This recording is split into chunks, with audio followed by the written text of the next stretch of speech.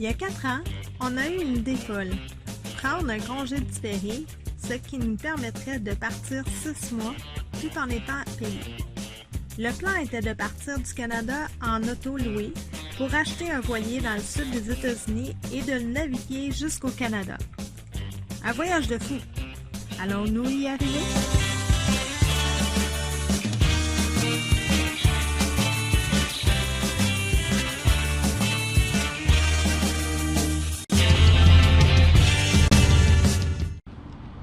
OK, on quitte la marina. On est aujourd'hui le 14, vendredi 14 janvier.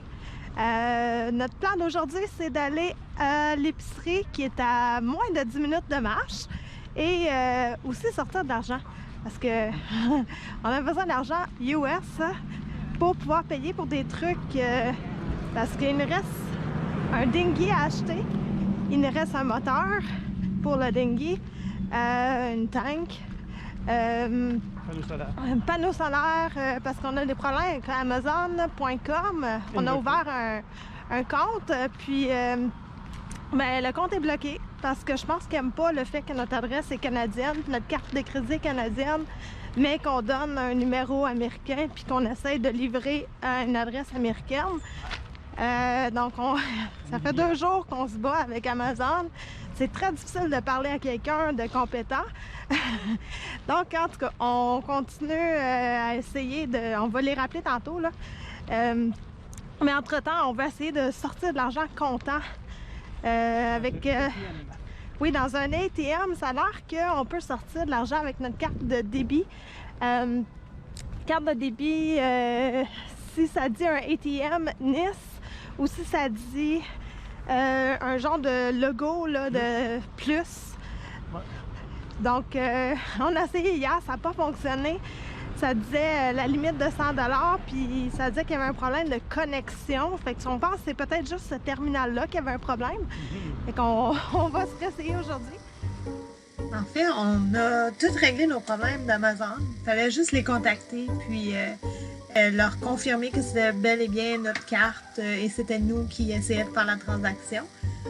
Aussi, on a pu tout faire livrer à la marina. Puis même après ça, on a découvert qu'il y avait des boîtes Amazon qui sont des boîtes qu'on peut avoir, faire livrer des choses même si on n'a pas vraiment d'adresse physique. C'est juste suffit d'en trouver une qui est près d'où qu'on est. Puis il nous envoie un courriel là, avec un numéro qu'on rentre dans la boîte et ça l'ouvre le casier, ça débarre le bon casier, puis on peut prendre notre colis. Saint-Pétersbourg, c'est une place qui a plein de vélos qu'on peut louer, des trottinettes électriques, puis il y a aussi plein de pistes cyclables intéressantes. Là. On a aussi fait du patin sur une grande jetée qui s'appelle le Pier. Au bout de ça, là, il y a plein de restaurants, il y a une plage, il y a des jeux d'eau. Puis la fin de semaine, c'est intéressant, il y a un petit marché d'artisans, donc du vendredi au dimanche, là, c'est intéressant d'aller jeter un coup d'œil. Le pier est en très bon état, il a été construit récemment. On en a profité pour faire du patin à roulettes. On les a pas amenés du Canada pour rien. Fait qu'on s'en est servi quand même pas mal. On est allé à plusieurs reprises pendant notre séjour. Plus loin, près du restaurant, au bout du pier, il y a aussi un pier pour aller, puis un quai de pêche. Fait que t'as pas besoin de permis. Fait que tu peux aller là-bas et pêcher. Nous, on l'a pas fait. Apparemment qu'on a manqué de temps. Un mois à Saint-Pétersbourg. Puis ça a l'air qu'on n'a pas eu assez de temps. Oh, mon capitaine, qu'est-ce qui s'est passé? Captain Morgan, we never leave dry land. Ouais, je sais pas si on a réussi à filmer tantôt, mais il y a un boat show aujourd'hui. Fait que. Ben, en fait, c'est pas aujourd'hui, c'est jeudi. Ouais, jeudi prochain. Fait là, on est mardi. Ils sont en train de rentrer un paquet de gros monstres. Fait que. Ils sont en train de rentrer des gros bateaux là, parce que les boat shows, le monde aime ça. C'est gros, hein? Aux États-Unis, ben partout, c'est le même. Fait que en tout cas, on est venu pour sortir, puis tout est bloqué. Là, les gens dans le passé nous disent « Ah, ils sont censés nous laisser passer, on a droit priorité. » Mais tu sais, quand t'as un catamaran de 75 pieds, là, tu t'en fous-tu de l'autre petit tonton avec son 27 pieds? Fait qu'il s'est installé, il a bloqué la place. On a fait un U-turn de catastrophe. Qui est allé pas mal mieux que ma sortie tantôt. J'étais fier dans mon U-turn, mais pas fier dans ma sortie, mais pas pantoute. Qu'est-ce qui est arrivé pour la sortie? Ah, j'ai oublié, il y avait encore des lignes d'attacher, il y avait encore des amarres. On a oublié 2 amarres. C'est 2 amarres, fait que là ça tirait le bateau sur le mauvais sens. Faut croire que je tourne la roue sur l'autre sens. Finalement, c'est ça, j'étais tout mêlé. Jusqu'à temps que j'enlève l'autre amarre. Finalement, j'étais déjà placé pour sortir du reculon. On dit bon, ben fuck it, on continue du reculon. On est sorti quand même. C'est ça. On n'était pas chic à voir, je veux dire. Le retour était mieux. J'ai donné un petit bec au quai, apparemment. Avec l'encre, j'ai à peine ping, touché le bout. Et on était dans les conditions les plus faciles au monde. Oui, c'est pas à cause du vent, c'est pas à cause des marées, c'est juste. Non, il n'y a pas de courant, tout est bien clean, tout est beau. Regardez l'eau, comment est-ce qu'elle est. C'est comme de l'huile, les vents sont légers. Les conditions idéales pour faire l'arrêt, l'amarrage idéal. Oh, c'est loin d'être idéal, mais on n'a rien brisé. C'était notre premier, quand même. Hein? Notre premier. On apprend. La courbe d'apprentissage, c'est ça. Qu'est-ce que tu fais, Stéphane? On a reçu notre dinghy. C'est une très bonne journée aujourd'hui. Oui, ben, c'est assez fructifiante. On est allé aussi assez loin pour aller chercher un petit moteur. On a pogné un beau petit force 4 temps. Puis ben là, ça, on va marcher en même temps. On ramène le dinghy. On a fait livrer ça chez Amazon. Ils ont livré ça à la marina, ben on la voit pas, mais là-bas. Puis là, on rapporte le bateau. Et que là, ça fait plein de choses qu'on fait livrer, puis petit à petit, on va s'équiper. Il nous manque encore nos panneaux solaires. C'est une bataille à chaque fois. Chaque chose, c'est une bataille. Il faut confirmer, il faut appeler USPS. Ou appeler UPS, ou appeler FedEx. En tout cas, on a fait toutes les compagnies. Ouais. On va les avoir. Début de la journée aujourd'hui, comment ça a commencé? Ben ça a commencé avec hier. On avait spoté, on était à la recherche, vous savez, d'un moteur pour notre dinghy. Le dinghy, lui, on le fait venir sur Amazon. On l'a emmené dans la petite brouette. Là. On l'a reçu par Amazon. Puis là, il est rendu sur le bateau aussi en avant. Puis c'est ça. Fait que le plan dit OK, on regarde sur Marketplace. Parce que c'est quand même dispendieux ces petites affaires-là. Fait qu'on en trouve un. Il est supposé être dans une ville environ à 45 minutes d'ici. OK, c'est pas super. Fait qu'on loue un char. Encore une fois, on loue une voiture. Parce qu'aussi, on l'a loué avec Turo. Je sais pas si vous connaissez Turo, mais. C'est pas méchant comme idée, là. L'idée, c'est un peu comme Airbnb de char. Fait que... Ah! Fait on a découvert ça hier, ouais. Turo, puis c'est des gens qui louent leur voiture. Puis... À travers une compagnie. Oui, à travers une compagnie quand même, comme Airbnb un peu. Ouais. Puis là, il y avait l'option de faire livrer la voiture directement ici, à la marina. Puis que pour le retour, c'est la même chose, ils viennent la rechercher ici, à la marina. Donc, ça veut dire qu'on n'avait pas à se payer un transport pour se rendre à la compagnie de location, puis pour revenir, le temps. Ouais. Parce que l'autre fois, c'est ce qu'on avait fait, on avait payé une location. Ça a pris un Uber. Oui, on a pris un Uber pour revenir, puis c'était 15 plus le tip et tout. Fait que c'était un bon 20 US, qui est pas mal plus cher en canadien. Ouais. Donc, 2 fois, parce qu'on devait se rendre là-bas puis revenir. Ouais, c'est ça. Donc, ça nous a épargné quand même beaucoup de stress et de troubles. Ouais. Mais... C'est un petit peu compliqué, par exemple. C'est un petit peu compliqué. On a eu la misère parce que ma carte, il fallait que je prenne une photo de ma carte de mon permis de conduire. Puis, je sais pas, l'appareil ne reconnaissait pas mon code barre à l'arrière. En tout cas, ça marchait pas. Il a fallu que je contacte le service à clientèle. En tout cas, finalement, on a réussi. On a fait pareil. Fait que finalement, c'est ça, on est allé visiter le petit moteur. Fait que la madame, elle dit, OK, elle nous donne des coordonnées. Fait qu'on suit les coordonnées, puis hop là, on a pas mal plus qu'à 45 minutes. On n'est même pas dans la même ville qu'ils nous ont dit. Puis ça nous amène dans un 7-Eleven. Un genre de petit dépanneur. Ouais, un 7-Eleven. Caroline, qu'est-ce qui se passe là? On est-tu en train d'acheter un moteur volé? On va-tu faire un échange dans un stationnement de 7-Eleven? Sans même l'essayer, on ne voulait pas faire ça. Là, on a loué le char, là. Fait que là, on est comme pognés, là, Il est trop tard pour reculer, puis aussi, Ouais. on a eu de la difficulté à avoir l'argent comptant pour pouvoir le payer. Fait que ça, c'est une autre histoire aussi. Mais bref, on a réussi, après plusieurs reprises, à coup de 100 piastres. à des machines ATM, puis avec des coûts de 3 à chaque transaction. Mais pour venir au 7-Eleven, on est inquiet. Puis là, on contacte la personne. Elle dit, on va être là dans 10 minutes. 30 minutes plus tard, et même plus, elle nous écrit, OK, là, elle nous donne une autre adresse. C'est quoi? C'est-tu un Wild Goose Chase? Mais non, finalement, on arrive chez des gens pas très riches, dans un quartier... Je dirais peu recommandable. Peu recommandable. Mais au moins, on pouvait tester le moteur. C'est ça. C'est un moteur. Finalement, le gars, il avait un petit moteur. Son bateau, le vent va amener son bateau. Il a coulé. Puis il restait le moteur. Et on a les papiers pour le bateau, le moteur. Fait que c'est un moteur bien en règle. C'est juste du monde... Un peu bric-à-brac, là, mais... Ben bric-à-brac. Ben bric-à-brac. Fait que, inquiet un peu de ramener ce moteur-là avec du gaz dedans dans la voiture louée. Tu veux pas que ça sente le gaz dedans, là. Fait qu'on avait une tarp, on a enveloppé ça dans la tarp. Mais on a dû arrêter au Walmart pour s'équiper avant, pour être sûr qu'on n'a aucune fuite dans la voiture louée. On est des bons locataires.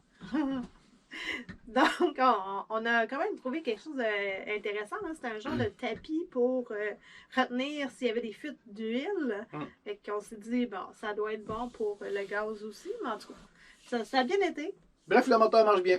Il est accroché après le transom du bateau, après le rail du bateau. On va tracer une petite vidéo pour asseoir, parce qu'il fait noir comme dirait ma mère, comme dans le cul d'un singe.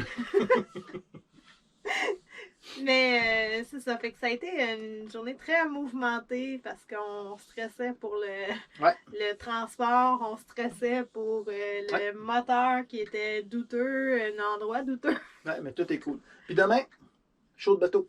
Oui, show de bateau, ça se passe juste à côté de Marina. C'est vraiment incroyable qu'on soit là au moment de ce... C'est un des plus gros shows de bateau là, de la Floride. Puis ça se passe quand on est là, à 2 minutes de marche de la Marina. Fait qu'on s'est pris des billets pour 2 jours. On va assister à des séminaires. Il y a des gens justement qui ont fait des voyages semblables aux notes. Fait qu'on va aller voir comment est-ce qu'ils ont vécu ça, eux autres. Puis il y a des gens qui sont allés au Bahamas. C'est toutes des affaires qui nous intéressent. Fait qu'on va aller s'instruire un petit peu là-bas. Puis regarder des gros bateaux de... C'est les mêmes gros bateaux qui nous empêchaient de sortir l'autre fois parce qu'ils bloquaient le passage de la Marina. Ils sont trop gros! Ils sont juste trop gros! Ça n'a pas de sens! Oui. Ouais. Une autre grosse journée demain, on va mais plus de fun. Plus agréable. Oui. Puis aussi, on a trouvé une place pour aller danser demain soir. Hey, Rockabilly, un band de Rockabilly, personne ne connaissait ça.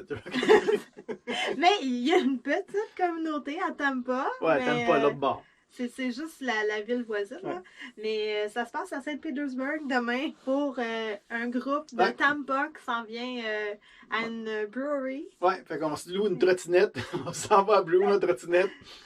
On danse, puis on vient en trottinette. Mais je suis pas sûr qu'on va conduire droit pour venir. Bref, c'est ça le plan. Ouais, c'est ça le plan. On vous en reparlera. Bye. Bon ben, on est au boat show. Il y a plein de différents bateaux, moteurs et apparemment voiliers aussi, mais j'ai pas vu encore les voiliers. Bon, ça. Il y a un super Vito. Il y a un super Vito décapotable. Avec des gros tires. Oui. Puis, notre marina est juste là. Donc, on est à 2 secondes. Mais à 2 minutes de marche. Ouais, je pense qu'on peut quasiment voir le bateau aussi. Mais c'est juste qu'on est de l'autre bord. OK, bon, attends. On va vous parler du boat show parce qu'on n'a pas eu beaucoup de vidéos de tout ça, là, mais on a vraiment adoré notre expérience. On était là 2 jours. Chacune des journées, on a vu 3-4 conférences super intéressantes.